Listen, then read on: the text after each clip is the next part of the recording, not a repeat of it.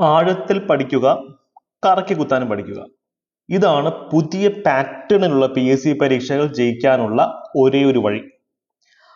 ഇപ്പോൾ കഴിഞ്ഞ 10th level പ്രിലിംസിന്റെ 4ാമത്തെ ഘട്ടം കുറച്ച് ഡിഫിക്കൽട്ട് പരീക്ഷയായിരുന്നു എന്ന് പല വിദ്യാർത്ഥികളും പറഞ്ഞിരുന്നു. ഈസി ക്വസ്റ്റ്യൻസ് ഉണ്ടായിരുന്നു, ഇല്ലെന്നല്ല പറയുന്നത്. പക്ഷേ ചില ചോദ്യങ്ങൾ അത്യാവശ്യം കുഴപ്പിക്കുന്ന, നമ്മൾ കേട്ടിട്ടില്ലാത്ത പല ഫാക്റ്റുകളുമുള്ള ചോദ്യങ്ങളായിരുന്നു. പക്ഷേ ഈ ഒരു പാറ്റേൺ, അതായത് ആഴത്തിലുള്ള പഠനവും എന്നാൽ അറിയാത്തൊരു ചോദ്യം വന്നു കഴിഞ്ഞാൽ ആ ചോദ്യത്തിനെ കറക്കിക്കുത്തി, ശാസ്ത്രീയമായി കറക്കിക്കുത്തി ഉത്തരത്തിലേക്ക് എത്തുന്ന രീതിയിലുള്ള പരിശീലനം ലഭിച്ച വിദ്യാർത്ഥികൾക്ക് ഈ പേപ്പർ അധികം ബുദ്ധിമുട്ടല്ലായിരുന്നു. നമ്മുടെ ചാനലിൽ തന്നെ ഇതിന് ധാരാളം കണ്ടന്റുകൾ അപ്ലോഡ് ചെയ്തിട്ടുണ്ട്. അപ്പോൾ ഇന്നത്തെ ക്ലാസ്സിൽ അത്തരത്തിലുള്ള ചോദ്യങ്ങൾ ഡിസ്കഷനാണ്. 10th പ്രിലിംസ് 4ാമത്തെ ഘട്ടത്തിൽ ഉള്ള ചില സെലക്ടഡ് ക്വസ്റ്റ്യൻസ്, അത് ഈസി ക്വസ്റ്റ്യൻസ് ഉണ്ട്, ഡിഫിക്കൽട്ട് ക്വസ്റ്റ്യൻസ് ഉണ്ട്. അതിനെ ചർച്ച ചെയ്ത് കഴിയുമ്പോൾ നിങ്ങൾക്ക് ഇനിയുള്ള പരീക്ഷകൾ 10th മെയിൻസ് ആയിക്കോട്ടെ, +2 ലെവൽ പരീക്ഷകളായിക്കോട്ടെ, എങ്ങനെ കൃത്യമായി പഠിക്കണം എന്നുള്ള ഐഡിയ കിട്ടും. അപ്പൊ നമുക്ക് നേരെ വീഡിയോയിലേക്ക് പോവാം. ഞാൻ അനുദീപ്.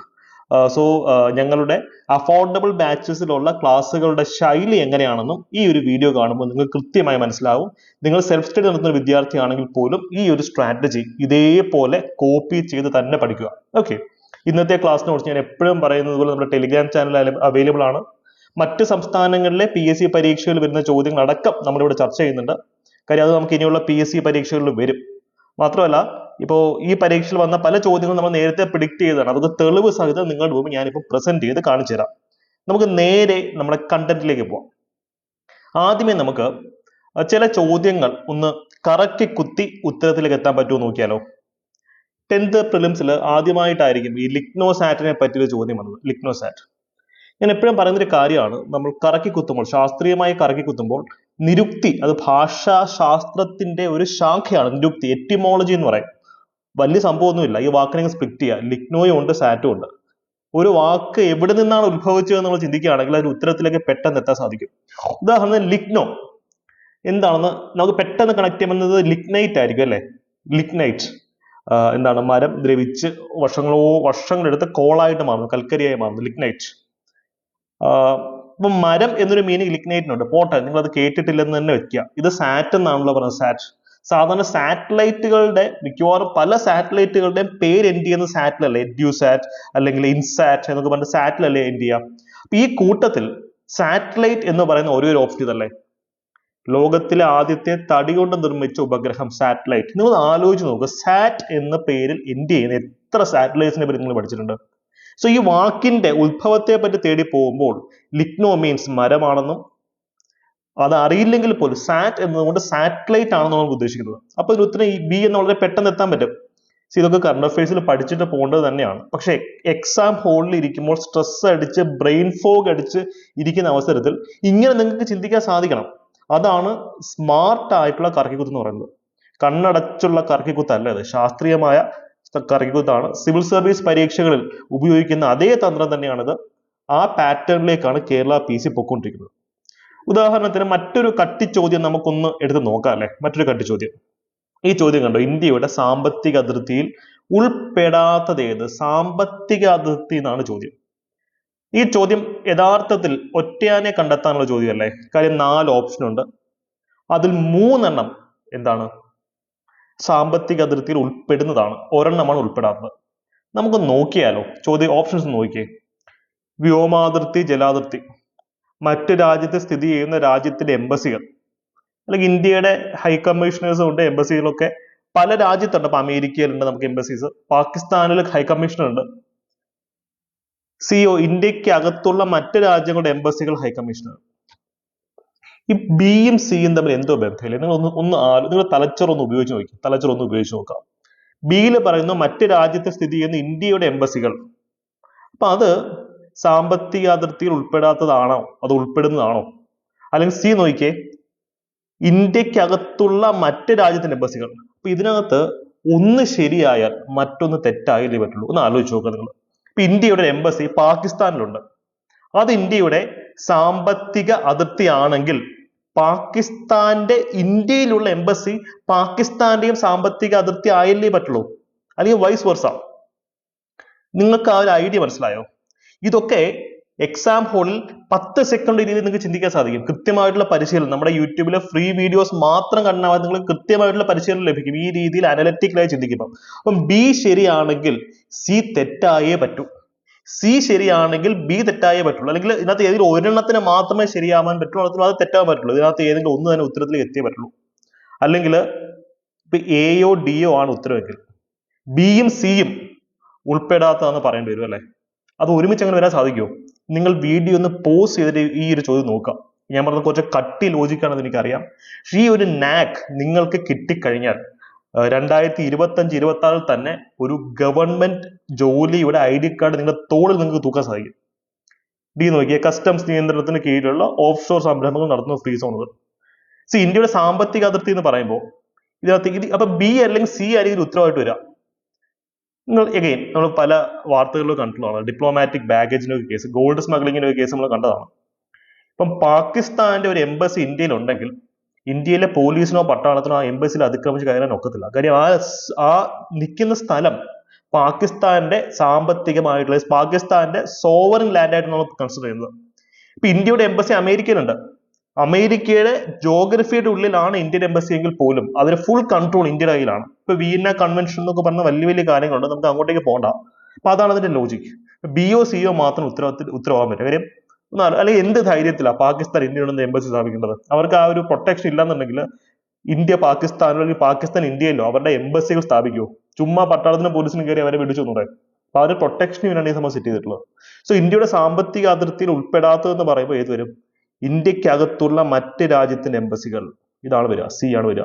ഇപ്പൊ ഇന്ത്യയുടെ ഉള്ളില് അമേരിക്കയുടെ ഒരു എംബസി ഉണ്ടെങ്കിൽ അമേരിക്കയ്ക്ക് ഫ്രീ ആയിട്ട് ഡ്യൂ ടാക്സ് പോലും അടയ്ക്കാതെ എന്ത് വേണമെങ്കിലും ആ എംബസിയിലേക്ക് ഇമ്പോർട്ട് ചെയ്യാം. തോക്കോ വടിവാളോ സ്വർണമോ അല്ലെങ്കിൽ കാറുകളോ എന്തോളം ഇമ്പോർട്ട് ചെയ്യാം. അമേരിക്കയുടെ സാമ്പത്തിക അതിർത്തിയായിട്ടാണ് നമ്മൾ സങ്കല്പിക്കുന്നത്.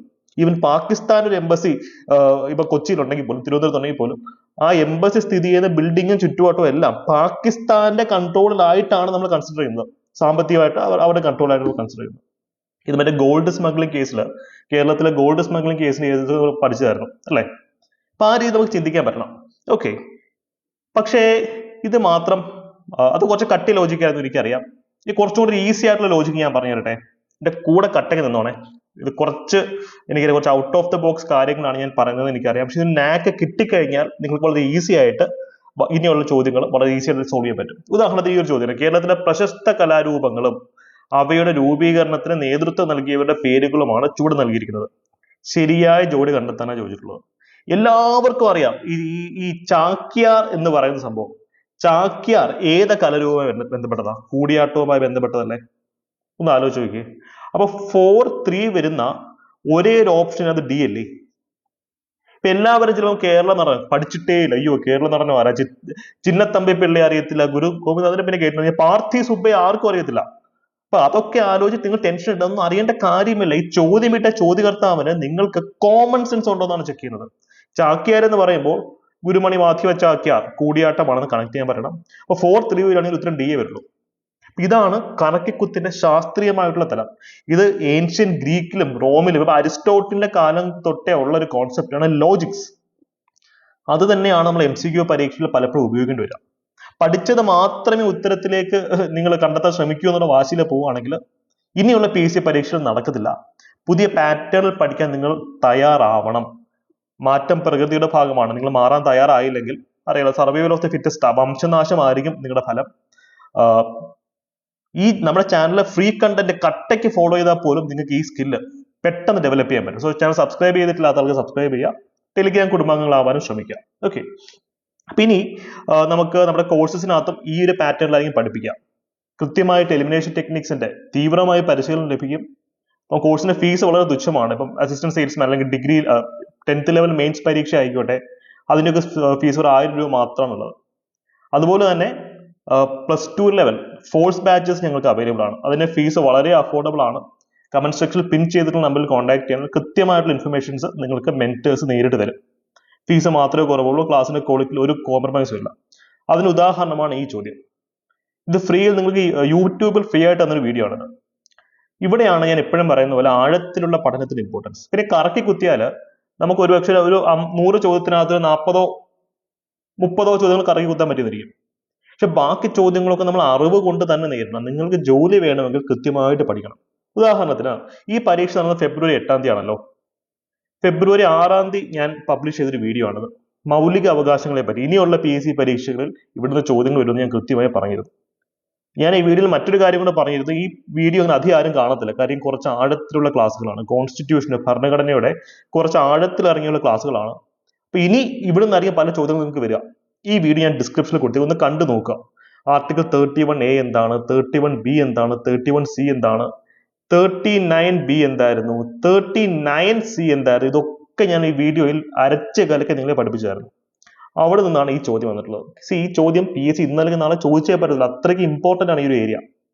ചോദ്യം എന്താണ്? സമൂഹത്തിലെ ഭൗതിക സ്വത്തുക്കളുടെ ഉടമസ്ഥതയും നിയന്ത്രണവും സർക്കാരിനെ ഏറ്റെടുക്കുന്നത് പൊതുനന്മയ്ക്കായി, പബ്ലിക് ഗുഡ് അല്ലെങ്കിൽ പബ്ലിക് വെൽഫെയർ എന്ന് പറയും, പൊതുനന്മയ്ക്കായി വിതരണം ചെയ്യാമെന്ന് പറഞ്ഞിരിക്കുന്ന ഭരണഘടന അനുച്ഛേദം ഇത്. അത് ആർട്ടിക്കിൾ 39B ആണ്. ഈ വീഡിയോയിൽ വളരെ കൃത്യമായി കൊടുത്ത് PDF നോട്ട് ടെലിഗ്രാമിൽ തന്ന് കൃത്യമായി പഠിപ്പിച്ചു വിട്ടൊരു ടോപ്പിക്കാണത്. ഇനി ചോദ്യം വരാൻ പോകുന്ന 39C പറ്റിയായിരിക്കും, 39C. അല്ലെങ്കിൽ 31A പറ്റിയോ, B പറ്റിയോ, C പറ്റിയോ ആയിരിക്കും. അപ്പൊ എവിടെ നിന്ന് ചോദ്യങ്ങൾ വന്നാലും നമ്മൾ ഉത്തരം കണ്ടെത്താൻ ശ്രമിക്കണം. ബിക്കോസ് നിങ്ങൾ ഇപ്പോൾ ചെലവാക്കുന്ന ഒരു 10 മിനിറ്റ് അല്ലെങ്കിൽ 20 മിനിറ്റ് എന്ന് പറയുന്നത് നിങ്ങളുടെ ജീവിതത്തിൽ അടുത്തൊരു 10 വർഷത്തെ ഇൻഫ്ലുവൻസ് ചെയ്യുന്നതാണ്. അറിവാണ് മത്സര പരീക്ഷയിൽ മുന്നിട്ടിറങ്ങുന്ന ഓരോ വിദ്യാർത്ഥിയുടെ ആയുധം. ആ ആയുധത്തിന്റെ മൂർച്ച കൂട്ടി മുന്നോട്ട് പോവാം. ഓക്കെ, അപ്പൊ ഇതിന് ഉത്തരം D ആണ്. ഭൂപരിഷ്കരണത്തിനൊക്കെ കോണ്ടെക്സ്റ്റ് ആണ് ഇത് വരുന്നത്. അതൊക്കെ ഈ വീഡിയോ ഒന്ന് കണ്ടു നോക്കിയാൽ നിങ്ങൾ കൃത്യമായിട്ടുള്ള ഇൻഫർമേഷൻ കിട്ടും. 36ാമത്തെ ചോദ്യം അത്തരത്തിൽ വളരെ ആഴത്തിലുള്ള ഒരു ചോദ്യമാണ്. കൂടുതൽ തെറ്റായ പ്രസ്താവന കണ്ടെത്താനാണ് ചോദ്യം. നമ്മുടെ ഭരണഘടനയുടെ ഒരു സവിശേഷത എന്ന് പറയുന്നത് തന്നെ സെപ്പറേഷൻ ഓഫ് പവർ ആണ്. നമുക്ക് നിയമനിർമ്മാണ സഭയുണ്ട്, കോടതിയുണ്ട്, പിന്നെ കാര്യനിർവഹണ വിഭാഗമുണ്ട് അല്ലെ, ജുഡീഷ്യറി, എക്സിക്യൂട്ടീവ്, ലെജിസ്ലേച്ചർ. ഇവര് പരസ്പരം അനാവശ്യമായി മറ്റുള്ള കാര്യത്തിൽ ഇടപെടത്തില്ല. പവർ സെപ്പറേറ്റഡ് ആണ്. അതുകൊണ്ട് തന്നെയാണ് പറയുന്നത് കോടതിയിലെ ഒരു ജഡ്ജിയുടെ കാര്യം അല്ലെങ്കിൽ ജഡ്ജിയുടെ സ്വഭാവത്തെ പറ്റി ഒരിക്കലും നമുക്ക് നിയമസഭയിലോ പാർലമെന്റിലോ ചർച്ച ചെയ്യാൻ ഒക്കത്തില്ല. അപ്പൊ അവിടെ തെറ്റാണ്. ഹൈക്കോടതി ജഡ്ജിയുടെ കർത്തവ്യ പെരുമാറ്റത്തെ പറ്റി സംസ്ഥാന നിയമസഭയിൽ ചർച്ചയാകാമെന്ന് പറഞ്ഞ സ്റ്റേറ്റ്മെന്റ് തെറ്റാണ്. ഒരിക്കലും ജഡ്ജി എന്ന് വെച്ച് കഴിഞ്ഞാൽ അതായത് ഇംപീച്ച്മെന്റ് മോഷൻ അല്ലെങ്കിൽ അദ്ദേഹത്തെ പുറത്താക്കുന്ന ഒരു മോഷൻ പാർലമെന്റിൽ വരികയാണെങ്കിൽ പാർലമെന്റിൽ ആ സമയത്ത് ചർച്ചയാവാം. നിയമസഭയ്ക്ക് ഒന്നും ഒരിക്കലും ചർച്ച ചെയ്യാൻ ഒക്കത്തില്ല. ഹൈക്കോടതി ജഡ്ജിയുടെ ആണെങ്കിൽ പോലും ആ കാലഘട്ടത്തിൽ പാർലമെന്റിൽ മാത്രമേ ചർച്ച ചെയ്യാൻ പറ്റുള്ളൂ, നിയമസഭയിൽ അവർക്ക് ഒന്നും ചെയ്യാൻ ഒക്കത്തില്ല. And vice versa. ഒരിക്കലും ഒരു ജഡ്ജിക്ക്, ഒരു കോടതിക്ക് നിയമസഭയുടെ ഉള്ളിൽ ഒരു MLA യോ അല്ലെങ്കിൽ പാർലമെന്റ് MP യോ പറഞ്ഞ കാര്യത്തിനെ പറ്റി ക്വസ്റ്റ്യൻ ചെയ്യാനോ ഒന്നും ചെയ്യാനോ കോടതിക്ക് അധികാരമില്ല. അപ്പൊ നിയമനിർമ്മാണ സഭയുടെ കാര്യത്തിൽ കോടതിയോ, കോടതിയുടെ കാര്യത്തിൽ നിയമനിർമ്മാണ സഭയോ അനാവശ്യമായി ഇടപെടില്ല. ഇടപെടുന്ന സാഹചര്യം ഉണ്ട്, ഇല്ലെന്നല്ല പറഞ്ഞത്, പക്ഷെ അനാവശ്യമായ ഇടപെടൽ ഉണ്ടാവില്ല. അതുകൊണ്ടാണ് നമ്മൾ ഈ ഒരു സംഭവം വെച്ചിട്ടുള്ളത്. ഇപ്പം നമുക്കറിയാം, മുഖ്യമന്ത്രി അല്ലെങ്കിൽ കൗൺസിൽ ഓഫ് മിനിസ്റ്റേഴ്സും ചീഫ് മിനിസ്റ്റർ ഇവരുടെ അഡ്വൈസ് പ്രകാരമാണ് ഗവർണർ വർക്ക് ചെയ്യുന്നത്. ഒരിക്കലും കോടതിക്ക് പോയി ചോദിക്കാൻ പറ്റത്തില്ല, നിങ്ങൾ എന്ത് അഡ്വൈസാണ് കൊടുക്കുന്നത്, നിങ്ങൾ ചോദിക്കാൻ ഒക്കത്തില്ല. കാര്യം അത് കാര്യനിർവഹണ വിഭാഗം, എക്സിക്യൂട്ടീവിന്റെ പ്രൊറഗേറ്റീവ് ആണ്. അത് ഒരിക്കലും നേച്ചർ ഓഫ് അഡ്വൈസ് തിരക്കാനുള്ള അധികാരം കോടതിക്ക് പോലും ഇല്ല. അതാണ് സെപ്പറേഷൻ ഓഫ് പവർ എന്ന് പറയുന്ന കോൺസെപ്റ്റ്. അപ്പോൾ ഇനിയുള്ള പരീക്ഷകളിൽ നമ്മൾ കുറച്ച് ഒരു ഡിഗ്രി ലെവലിൽ തന്നെ ഭരണഘടന പഠിക്കുക. അപ്പൊ ഞങ്ങളുടെ ബാച്ചസിലാണെങ്കിലും 50-60 മണിക്കൂറിന്റെ അതിതീവ്രമായ പരിശീലനമാണ് ഭരണഘടനയ്ക്ക് മാത്രം നൽകുന്നത്. മറ്റ് സബ്ജക്റ്റുകൾക്കും അത്രയും തന്നെ ആഴത്തിലുള്ള ക്ലാസ്സുകളാണ് ഉള്ളത്. ബിക്കോസ് മറ്റുള്ളവർക്ക് കിട്ടാത്ത ഒരു മാർക്ക് അല്ലെങ്കിൽ 2 മാർക്ക് കിട്ടുമ്പോഴാണ് നമുക്ക് മറ്റുള്ളവർക്ക് മുന്നേറാൻ സാധിക്കും. ഇനി റാങ്ക് ഫയലിലെ ഫാക്ട് ഇപ്പൊ ആര് ചോദിച്ചാലും ഒരുവിധം എല്ലാവരും അതിന് ഉത്തരം കണ്ടെത്തും. പക്ഷെ റാങ്ക് മേക്കിംഗ് ചോദ്യങ്ങൾ വളരെ കുറച്ച് ആഴത്തിൽ ഇറങ്ങി പഠിച്ച് നമുക്ക് സെറ്റാക്കാൻ പറ്റും. ഇതൊക്കെ സ്കൂൾ ടെക്സ്റ്റുകളിൽ ഉള്ളതാണ് കേട്ടോ. ഇതൊക്കെ എന്താ പറയാ, അന്യഗ്രഹത്തിൽ നിന്ന് കൊണ്ടുവന്ന പോയിന്റുകളല്ല, ഒരു വിദ്യാർത്ഥി അറിഞ്ഞിരിക്കേണ്ട പോയിന്റുകൾ മാത്രമാണ് ഇതിനകത്തുള്ളത്. ക്ലിയർ ആണെന്ന് പ്രതീക്ഷിക്കുന്നു. നമുക്കിനി കുറച്ച് ചോദ്യങ്ങൾ ഒന്ന് പരിശീലിച്ച് നോക്കിയാലോ. ഈ 10th ലെവൽ പ്രിലിംസ് 4ാമത്തെ ഘട്ടത്തിൽ വന്ന മറ്റു ചില ചോദ്യങ്ങൾ നമുക്ക് കറക്കി കുത്താൻ പറ്റുമോ എന്നൊന്ന് ശ്രമിച്ചു നോക്കാം. നിങ്ങൾ ഫുൾ അലേർട്ടായിട്ട് എൻ്റെ കൂടെ ഇരിക്കണം. ഞാൻ ഇനി പറയാൻ പോകുന്നത് ഒരു ചാണക്യ തന്ത്രമാണ്.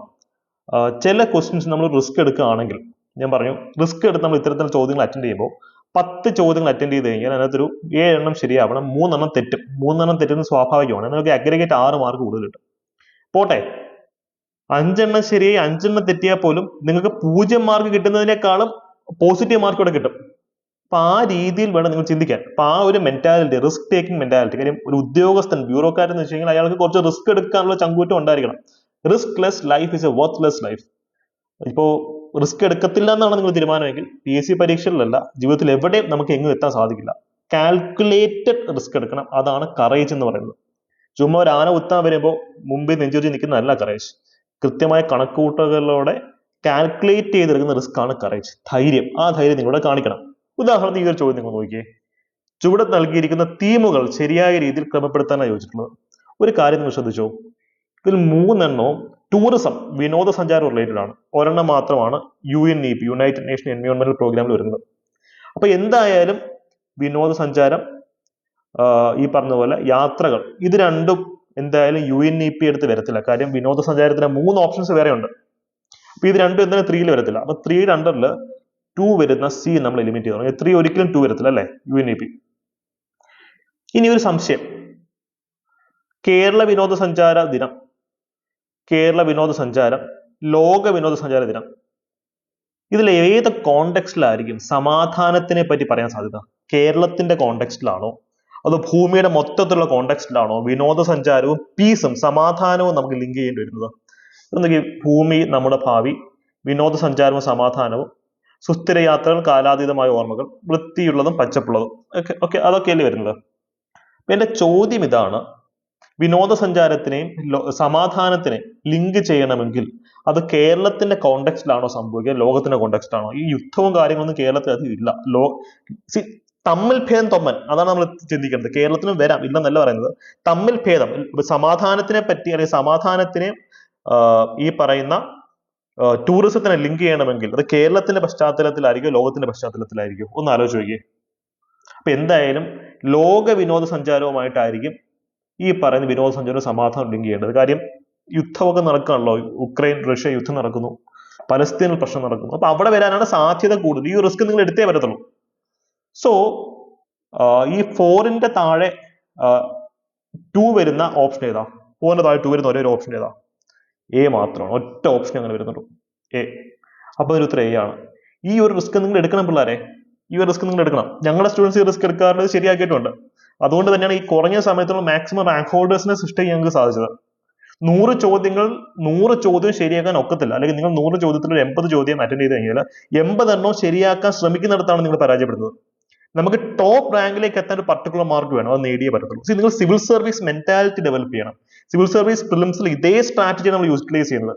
ഈ സ്റ്റേറ്റ്മെന്റ് ടൈപ്പ് ക്വസ്റ്റ്യൻസ്, പ്രസ്താവന മാതൃകാ ചോദ്യങ്ങളുടെ ഉത്ഭവം, അതിന്റെ സ്രോതസ് എന്ന് പറയുന്നത് സിവിൽ സർവീസ് പ്രിലിംസ് ആണ്. അപ്പൊ ആ ഒരു ഫിലോസഫി നമ്മൾ ഇവിടെ യൂസ് ചെയ്യണം. അവിടെ UPSC പിള്ളേർ ഉപയോഗിക്കുന്ന തന്ത്രങ്ങളും ടെക്നിക്സും നമ്മൾ ഇവിടെ കട്ടയ്ക്ക് യൂസ് ചെയ്തേ പറ്റത്തുള്ളൂ. അപ്പൊ ഇതിന്റെ ഉത്തരം നമുക്ക് അങ്ങനെ പെട്ടെന്ന് എയിലേക്ക് എത്താൻ സാധിക്കും. 21ാമത്തെ ചോദ്യം നോക്കി. ഇന്ത്യൻ സംസ്കാരത്തിൽ ആകൃഷ്ടയായി 1893 ഇന്ത്യൻ പൗരത്വം സ്വീകരിച്ച ഐറിഷ് വനിത ഏത്? ഈ കൂട്ടത്തില് ഇന്ത്യക്കാരി അല്ലാത്ത ഒരേ ഒരു കക്ഷിയേ ഉള്ളൂ, അത് ആനി ബെസന്റ് ആണ്. ബാക്കിയുള്ള എല്ലാവരും ഇന്ത്യക്കാരികളല്ലേ. അരുണ ആസഫ് അലി, മേഡം ക്യാമ, സരോജിനി നായിഡു. മേഡം ക്യാമ പാർസി വനിതയാണ്, ബോംബെയിലാണ് ജനിച്ചത്, ഇന്ത്യക്കാരിയായിരുന്നു. അപ്പൊ ഈ കൂട്ടത്തിൽ ഇന്ത്യക്കാരി അല്ലാത്ത ഒരൊറ്റ ആളെയുള്ള ആനി ബെസന്റ്. പക്ഷെ ഇതൊരു ഈസി ക്വസ്റ്റ്യൻ ആണ്. പക്ഷെ ഈ രീതിയിൽ ആർട്ടിക്കുലേറ്റ് ചെയ്ത് വരുമ്പോഴത്തേക്കും ചിലപ്പോൾ നമുക്ക് കൺഫ്യൂഷൻ ആയിപ്പോ അല്ലെ. ഇന്ത്യയുടെ വന്ധ്യവയോധിക, the grand old lady of Indian nationalism, Annie Besant അല്ലെ, ഐറിഷ് വനിതയായിരുന്നു. ഹോം റൂൾ ലീഗിന്റെ ഒക്കെ കാര്യങ്ങൾ നിങ്ങൾക്ക് അറിയാം. ഇനി ഈ ചോദ്യത്തിന് ഉത്തരം നിങ്ങൾ കമന്റ് ചെയ്യണം. ചലിക്കും ചുരുൾ മൈക്രോഫോണിൽ നടക്കുന്ന ഊർജ്ജമാറ്റം ഏത്? മൈക്രോഫോണിനെ പറ്റി എല്ലാവർക്കും അറിയാം അല്ലെ. മൈക്രോഫോൺ, ലൗഡ് സ്പീക്കറിലെ മൈക്രോഫോൺ. നമ്മൾ സംസാരിക്കുന്നതാണ് അപ്പുറത്തെ ആള് കേൾക്കുന്നത്. ഈ കൂട്ടത്തില് ഇതിന് ഉത്തരം എന്ത് വരും? ഈ ചലിക്കും ചുരുളൊക്കെ കണ്ട് നിങ്ങൾ അന്തം വിട്ട് നീങ്ങി ഇത് വിട്ട് കളഞ്ഞാൽ പോലും ഇതിന്റെ ഉത്തരത്തിലേക്ക് എത്താൻ പറ്റും. ഈ കൂടുതൽ മോസ്റ്റ് അപ്രോപ്രിയേറ്റ് അല്ലെങ്കിൽ വരാൻ സാധ്യതയുള്ള ചോദ്യം കമന്റ് സെക്ഷനിൽ പറഞ്ഞു. ഈ രീതിയിൽ പഠിക്കുമ്പോഴാണ് നമുക്ക് കോമ്പറ്റീഷൻ പുഷ് ചെയ്യാൻ പറ്റുക. നല്ല രീതിയിൽ കട്ട് ഓഫ് കൂടുന്നുണ്ട്. അതിന്റെ റീസൺ പുതിയ പാറ്റേണുകൾ കുട്ടികൾ പഠിച്ചു തുടങ്ങുന്നത് തന്നെയാണ്. അപ്പൊ നിങ്ങൾ ആ കൂട്ടത്തിൽ പെടണം. ഇതൊരു മലമറിക്കുന്ന പരിപാടിയല്ല. ഒരു റാങ്ക് ഫയൽ കംപ്ലീറ്റ്ലി കാണാതെ പഠിക്കുന്നതിനേക്കാൾ എളുപ്പമാണ് ഈ ഒരു പാറ്റേണിൽ PSC പരീക്ഷകളെ അപ്രോച്ച് ചെയ്യുന്നത്. സോ അടിപൊളിയായിട്ട് തന്നെ പഠിക്കുക. അനുദി വ്ളോഗ്സ് എന്ന് പറയുന്ന നമ്മുടെ ഈ ചാനൽ നിങ്ങൾ സബ്സ്ക്രൈബ് ചെയ്യുക. ടെലിഗ്രാം കമ്മ്യൂണിറ്റിയിൽ അംഗങ്ങളാവും. അവിടെ ഡെയിലി ഇത്തരത്തിലുള്ള മാതൃകാ പരീക്ഷകൾ നിങ്ങൾക്ക് തരുന്നുണ്ട്. പുതിയ പാറ്റേണിൽ നമുക്ക് പഠിച്ചു തുടങ്ങാം കേട്ടോ. അപ്പോൾ ഓൾ ദ ബെസ്റ്റ്, ബൈ.